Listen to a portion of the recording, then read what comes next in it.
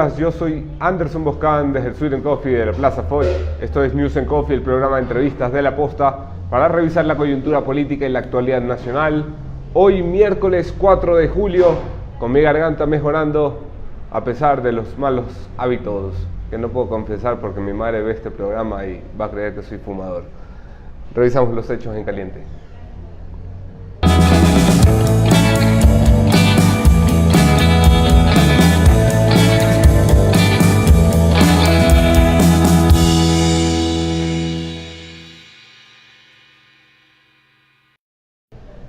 En caliente, los familiares de Katy y Oscar, los dos compatriotas secuestrados hace más de 90 días por la banda narcoterrorista de alias Guacho en la frontera norte con Colombia, han viajado ya hasta el oriente, en la frontera con Colombia, el oriente ecuatoriano me refiero, para cotejar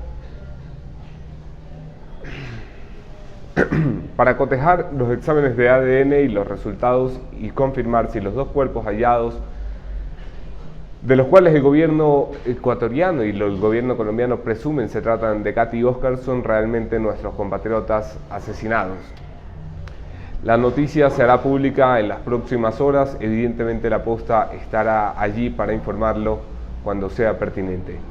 En caliente también, noticia del día, probablemente Rafael Correa tiene orden de prisión en su contra y empieza a formar parte del selecto club de los 3 ecuatorianos requeridos por la Interpol. El pedido ha sido solicitado por la jueza Daniela Camacho de la Corte Nacional de Justicia en contra del expresidente Rafael Correa por el secuestro de Fernando Balda, en la que se presume su participación como cabeza de una operación que es calificada por Fiscalía General como un crimen de Estado.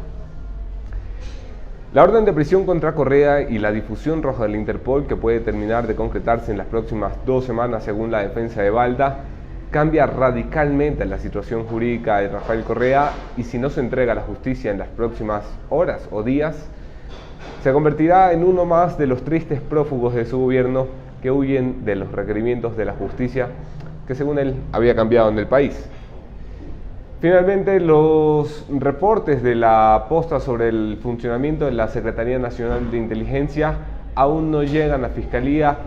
Sí que Contraloría sigue avanzando en una indagación sobre el uso de equipos para el espionaje contra civiles y políticos, pero no es un tema que queremos aflojar. Así que, ¿cómo están tus derechos?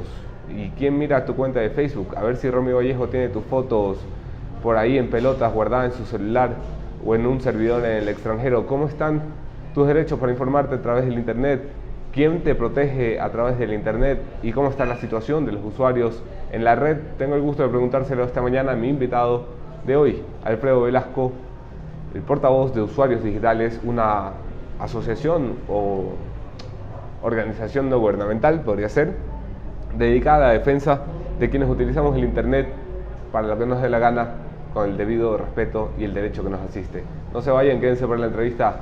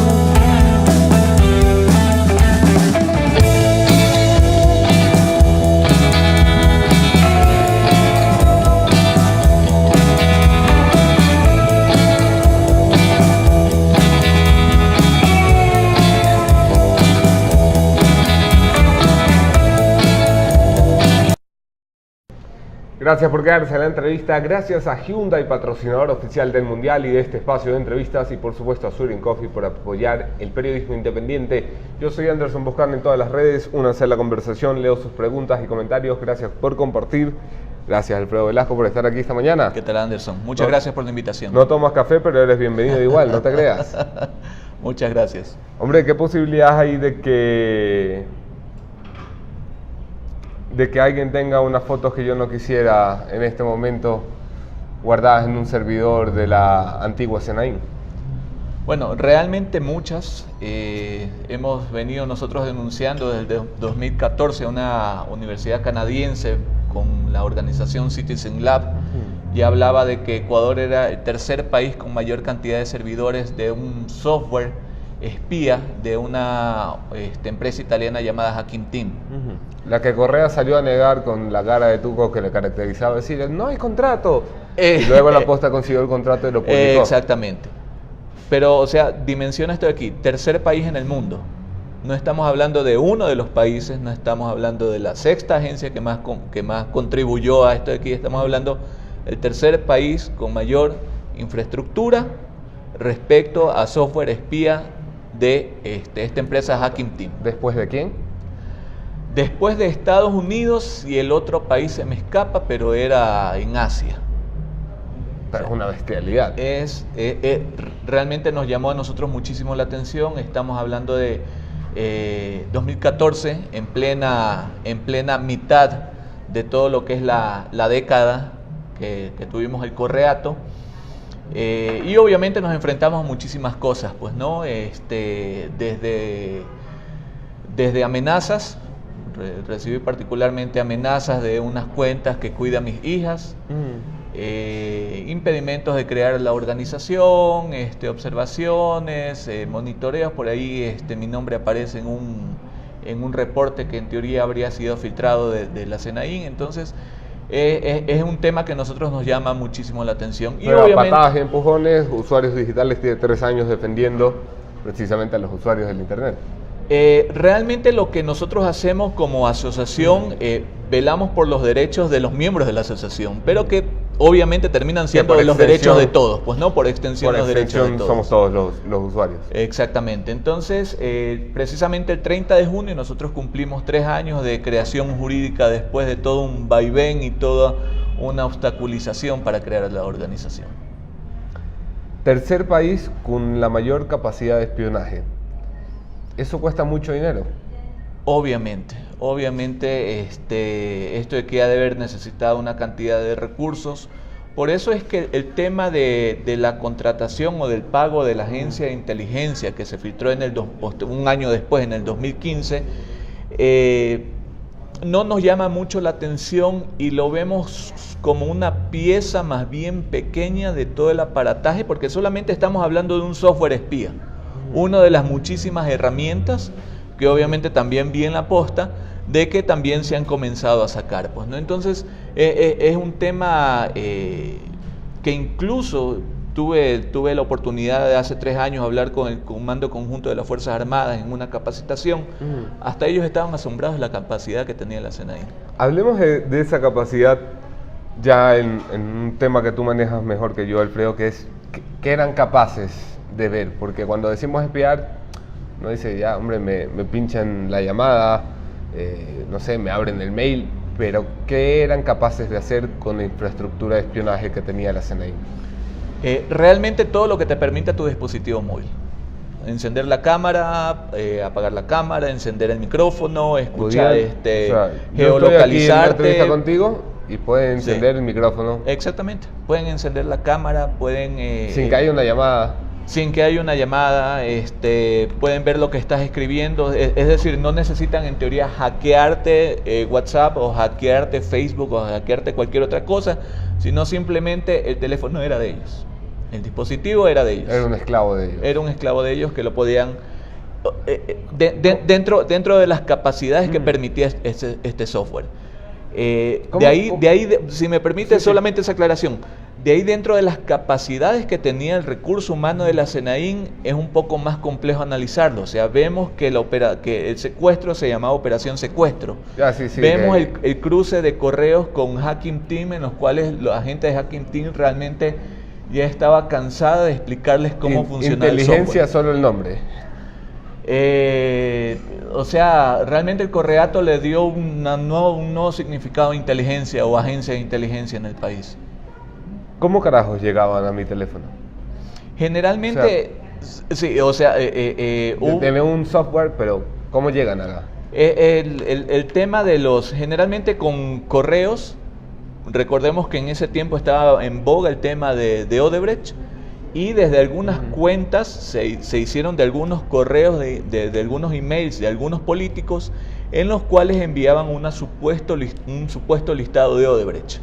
Este aquí fue uno de los casos que nosotros pudimos hacer seguimiento de la organización política Suma, de la cual hackearon unas cuentas y comenzaron desde cuentas oficiales, las hackearon y desde ahí comenzaron a distribuir esto de aquí. Entonces, obviamente, uno como usuario, viendo una cuenta oficial, viendo un tema que le llama la atención, abría y esto de aquí hacía que se instalara. ¿Qué es lo que encontramos nosotros con el ejemplo de César Monge, presidente del movimiento Creo, utilizando una cuenta de correo muy parecida a la de él?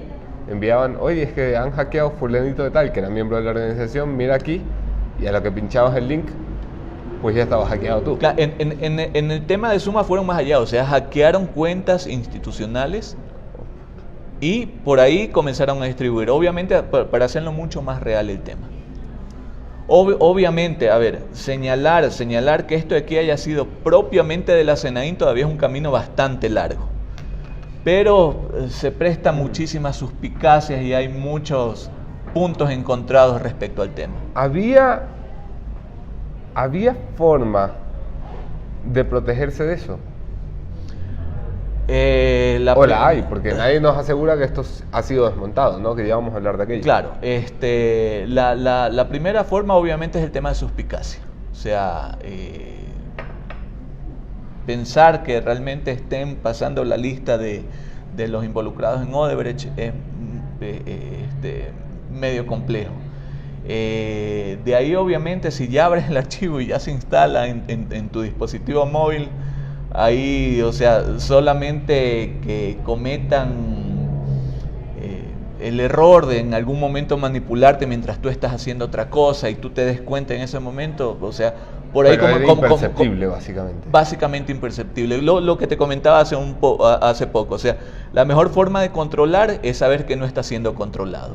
Entonces, esta aquí era una de las herramientas por las cuales no sabías que estaba siendo controlado. Pero qué miedo. Sí. Santiago García pregunta, ¿el espionaje y recolección de datos se limita o limitaba al Ecuador o también se espiaba a ecuatorianos o gente del exterior? ¿Hay reportes de aquello? De lo que nosotros tenemos, no, solamente eran actores políticos, periodistas y activistas dentro del Ecuador. Dentro de los correos que se filtraron de Hacking Team. Insisto, o sea, Hacking Team es solamente una herramienta, es solamente una pieza que utilizaron. Habría que ver cuántas otras herramientas, cuántas otras sistemas utilizaron ellos que hasta ahora desconocemos. Hacking Team no permitía, por ejemplo, la interceptación telefónica. Esos eran aparatos móviles, según los documentos a los que accedimos. Había 7 de aquellos, hasta la entrega de Romy Vallejo del cargo del señor Jorge Costa. Desapareció uno, si mal no recuerdo. Dos de esos misteriosamente se han perdido.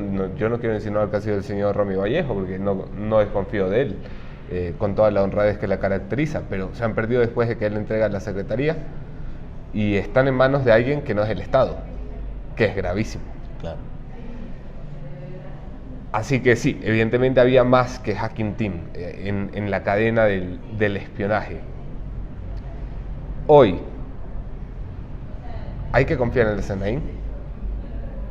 ¿Tú confías en la promesa que ha hecho el presidente 3 meses atrás de vamos a cambiar esta vaina, vamos a liberar el espionaje, vamos a acabar con la policía política? Realmente lo que nosotros hemos pedido desde el 2014 es que se haga una auditoría y que se permita que esta auditoría se mantenga desde entes que no tienen que ver con el Estado. O sea, Puede ser la academia, puede ser organizaciones de sociedad civil, entre algunos otros. Porque nos hemos dado cuenta que esta falta de control absoluta, este poder que se les ha dado absolutamente a esta agencia, los ha corrompido absolutamente. O sea, hemos visto muchísimos casos, el tema de troll centers, que se publicó también un documento en el cual agradecían a un señor Armendáriz por su contribución en crear X cantidad de cuentas. Vimos también el tema de los seguimientos, de los monitoreos que han hecho a la gente a través de redes sociales. Entonces, más allá de confiar en la buena fe, la famosa frase del presidente o la buena fe de la SENAIN, lo que nosotros requerimos, lo que nosotros hemos venido impulsando es una instrumentalización de una auditoría que sea imparcial respecto a la utilización de este tipo de recursos, que no se vuelva a utilizar de manera política. La Contraloría ha respondido a la publicación de la posta iniciando una auditoría al uso de los equipos de espionaje. Ese es un primer paso. Ese es un primer paso, pero falta muchísimo. Pues no, insisto, esto de aquí es un tema de estar observando constantemente hasta qué punto lo están haciendo bien y hasta qué punto se están extralimitando de manera legal. ¿Qué puede hacer el gobierno más allá de hacer promesas? Quiero decir, porque las auditorías las hace la Contraloría, las investigaciones las hará la Fiscalía. ¿Qué puede hacer el presidente que esté en sus manos para contribuir a transparentar el funcionamiento del espionaje en este país? Desclasificar lo que tenga que desclasificar. O sea, nosotros, por ejemplo, podríamos ayudar respecto a ver este tipo de exploits, este tipo de archivos que cogían para precisamente implementarse en tu dispositivo móvil, para hacer una revisión de tecnología reversa. O sea, más o menos para tratar de saber de dónde es que ha salido este tipo de sistemas que han tratado de infectar. Pues no, pero este aquí es un tema complejo, no es un tema de que si nos dan hoy, nosotros ya mañana tenemos resultados, pero serían pasos, o sea, buscar academia, buscar entes técnicos, buscar sociedad civil, que el otro problema es que tampoco no hayan sido afectados de una u otra manera por el correato. Pues no, recordemos también de que la sociedad civil se fracturó, que hasta ahora logra recomponerse. Nosotros cuando hicimos la denuncia tuvimos incluso mucha gente de la sociedad civil en contra de nosotros por hacer este tipo de denuncias. ¿Tú crees que un gobierno democrático debe tener este tipo de herramientas como la de Hacking Team? Quiero decir, si no se usan contra los ciudadanos, los políticos, los activistas y los periodistas, ¿es lícito, es legítimo que un gobierno tenga estas herramientas? A ver, aquí vale hacer una diferenciación bastante grande. Respecto a herramientas que permitan hacer seguimiento para proteger al Estado, sí. En el tema muy particular de Hacking Team, la observación era en tanto y en cuanto este tipo de herramientas ya se venía denunciando a nivel internacional. Recordemos que Ecuador no es la única, el gobierno o el Estado ecuatoriano no fue el único cliente que apareció a través de la SENAIN, sino fueron muchísimos países. Y el tema es que se venía observando de que este tipo de herramienta era demasiado intrusiva. Es decir, si en algún momento te querían a ti acusar de algo, esta herramienta podía hacer que te implanten evidencia, se me ocurre, pornografía infantil en tu celular y ahí cogerte.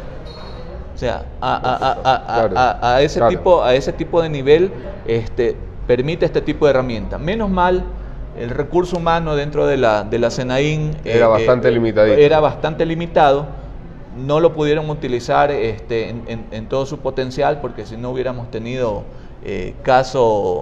implantación de alguna carpeta, caso implantación en su dispositivo móvil de X y Z persona, llamado así.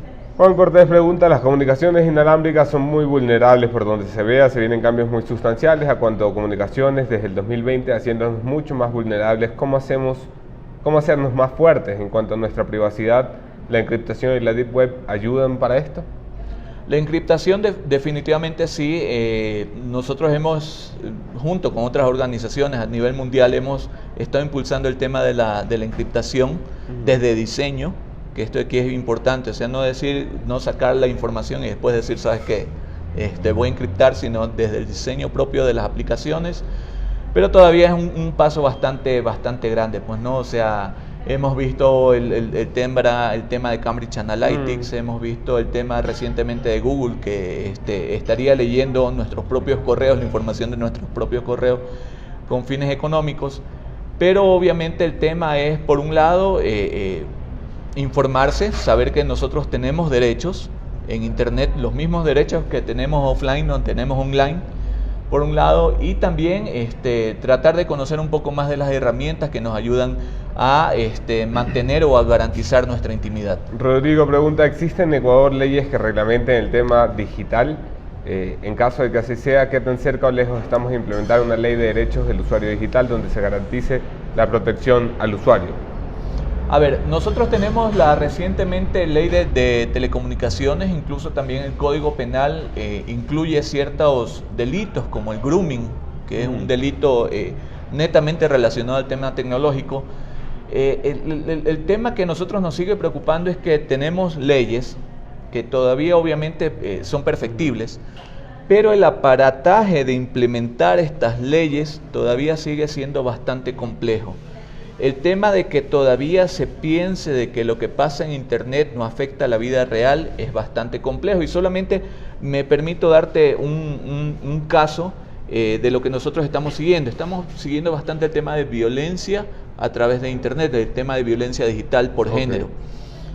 Hemos nosotros tenido algunos casos, hemos hecho seguimiento en los cuales el tema de porno venganza, es decir, en algún momento filmo a mi pareja cuando estoy súper bien en un acto íntimo y después publico esto de aquí en represalia porque me dejó, porque no sé, X y Z razón.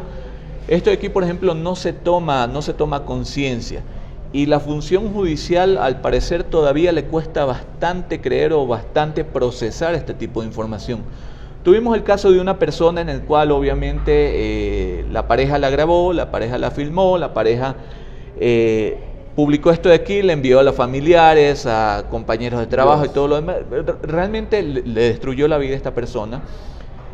No quiso quedarse con esto de aquí que me destruyó, sino hacer un proceso, pero después de 6 meses tuvo que abandonar el proceso porque le costaba plata, le costaba que contratar peritos, pero este perito no, sino el perito que yo te digo que tiene que ser. O sea, un tema muy engorroso respecto a esto de aquí. David Maura, ¿quién es el encargado de regular nuestros derechos en Internet? ¿A qué autoridad debemos mirar? La autoridad en este caso sería el Ministerio de Telecomunicaciones. Recordemos que con la actual época de austeridad que tenemos, la Arcotel, que debería haber sido un ente totalmente autónomo como anteriormente era la Superintendencia de Telecomunicaciones, pasó a ser parte integral ya del tema del Ministerio de Telecomunicaciones. Pues no, Ministerio de Telecomunicaciones, Arcotel, y ellos son los que están viendo el tema principalmente de usuarios, pero el tema, insisto, de la vulneración de los derechos por estos casos de cómo están utilizando las telecomunicaciones, cómo utilizaron agencias como la SENAIN, todavía no tenemos respuesta de parte de ellos. No ha habido un comunicado, no se sabe de alguna investigación, no se sabe absolutamente nada. Por cuerda separada al espionaje se movió siempre un mito urbano y una denuncia constante desde el activismo y el periodismo de la existencia del famoso Troll Center. Una denuncia que recuperamos nosotros en el informe de La Posta, donde el Troll Center que operaba la SENAIN pues terminó sirviendo para afectar la imagen del mismísimo presidente de la República, que ya me pareció una cosa descabellada. ¿Qué tanta información tenemos al respecto de la existencia? Información documentada, me refiero, no escuchada, no me dijeron, sino qué tanta evidencia tenemos de que aquí hubo un aparato para difamar y para atacar en redes a usuarios. O sea, evidencia existe mucha, insisto, Martín Payeres incluso publicó un documento en el cual la SENAIN agradecía los servicios de un señor Armijo por crear una cantidad de cuentas. Hubo hace poco un reporte de una universidad de Estados Unidos que hablaba precisamente de la documentación de los troll centers, que no era solamente de la CNAIN, sino también venía de algunos ministerios. Sí. Y yo creo que aún así se quedan cortos. O sea, había incluso, no solamente adentro, sino pagando hacia afuera a empresas también para que lleven esto de aquí. O sea, no solamente dentro, sino también a asesores externos, asesorías o proyectos externos. Entonces, yo creo que el tema de evidencia, tenemos un Estado, tenemos componentes que deberían estar haciendo su trabajo. Tenemos Fiscalía, tenemos Contraloría, tenemos los propios ministerios que debieron haber hecho auditoría, cómo se están utilizando los recursos a su predecesor, pero que vemos poco o nada están haciendo, pues, ¿no? O sea, lo poco que tenemos de documentación es lo que se ha filtrado, lo poco que tenemos de documentación es lo que nos ha venido de afuera, pero sin embargo con esta poca documentación no se está haciendo absolutamente nada, no se diga de investigaciones. Recta final de la entrevista con Alfredo Velázquez, Velázquez es mi esposa. Con Alfredo Velasco, representante de usuarios digitales. ¿Estamos protegidos o estamos desprotegidos los usuarios digitales en este país? Tenemos ciertas leyes que nos amparan, insisto, pueden ser perfectibles el tema de los datos personales. Recordemos que la anterior presidenta de la Asamblea intentó poner una ley de datos personales que más bien era como una especie de protección hacia los candidatos en su momento. Están tratando de retomarla ahora, por si acaso. Pero sin embargo hay un tema bastante importante, más allá de que sea mala o buena esta ley, sí hay una necesidad respecto a esto de aquí, porque no solamente es un tema de calidad, no solamente es un tema de precio, y aquí entre paréntesis Ecuador tiene uno de los precios más altos respecto a internet móvil de la región, sino también es un tema de cómo el Estado está protegiendo mis datos. En este momento poco o nada lo está haciendo. Estamos hablando ya no solamente de datos como cédula, nombre, direcciones, etcétera, sino ya incluso la metadata, es decir, todo lo que permite realizar una trazabilidad de lo que yo estoy haciendo.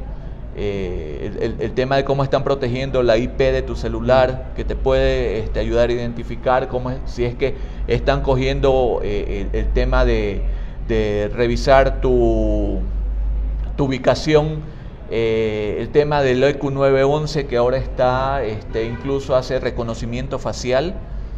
¿Quién está regulando eso ahí? ¿Bajo qué ley están tomando mis datos o están haciendo capturas con estas cámaras? O sea, ¿en qué sentido? Y obviamente, o sea, lo que se ha descubierto, porque obviamente creo que todavía hay muchísimo por descubrir de todo el accionar de la CNAIN, presente, pasado y presente, porque presente no sabemos nada más. Ha destapado una olla de grillos que obviamente comienza a crear suspicacias sobre el resto de actores de seguridad en el Ecuador, pues, ¿no? O sea, ¿qué está pasando con este EQ911? ¿De qué manera están guardando la información? ¿De qué manera están haciendo los seguimientos? Vi ahora temprano una entrevista en la cual ellos hacían incluso geolocalización de tu celular. ¿Están siguiendo el debido proceso para hacer esto de aquí? ¿No lo están siguiendo? O sea, todo este tipo de cosas es la que hay que hacer seguimiento para realmente sentirnos protegidos respecto a nuestros datos en Internet. Alfredo, gracias por estar aquí. Anderson, gracias por la invitación. Qué miedo. Dejen de tomarse fotos en pelotas que no sabemos en manos de quién pueden caer. Mañana otro tema, otro entrevistado, mismo entrevistador, nos acompaña Cristina Reyes, y aunque hoy no hay partido del Mundial, terminamos un poquito más temprano porque mi garganta todavía no aguanta un programa completo. Ahí se ven. Hasta mañana.